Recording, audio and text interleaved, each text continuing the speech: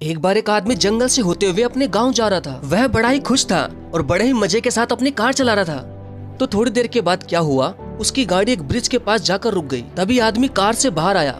वह जैसे ही बाहर आया तो उसने देखा कि उसकी गाड़ी का एक टायर पंचर हो गया है। अब आदमी जितना खुश था और जितना मजे में था, टायर पंचर होने के बाद सारा मजा किरकिरा हो गया। तभी उसने अपने कार की स्टेपनी निकाली और पंचर वाले टायर के स्क्रू खोलने लगा। आपने देखा होगा कि एक टायर को 4 स्क्रू लगे होते हैं। तो जैसे उसने वह 4 स्क्रू खोले, वह चारों के चारों स्क्रू नीचे जो नदी बह रही थी उसमें गिर गए। अब आदमी ऊपर देखने लगा और कहने लगा कि एक मुसीबत क्या कम थी जो तुमने एक और बढ़ा दी। वह अपने आप को कोसने लगा, अपनी किस्मत को भी कोसने लगा कि मेरी किस्मत ऐसी ही है, मेरे साथ सब कुछ बुरा ही होता है। इतने में ही जंगल से एक चरवा आ रहा था बकरियां चराते हुए। वह उस आदमी के पास पहुंचा और उससे पूछने लगा कि सर क्या हुआ, कोई प्रॉब्लम हो गई है क्या?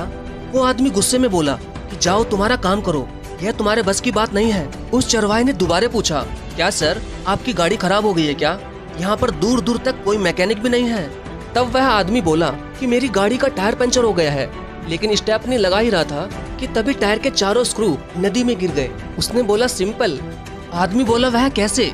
तभी चरवा बोला तीनों टायरों का एक एक स्क्रू निकालकर इस टायर को लगा दो, प्रॉब्लम सॉल्व।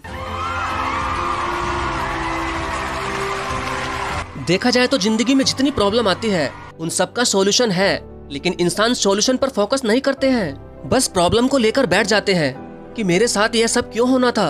अरे होना था सो हो गया, अब सॉल्यूशन क्या करना है वह सोचो ना। अब हमें जिंदगी मिली है तो प्रॉब्लम तो होगी ही।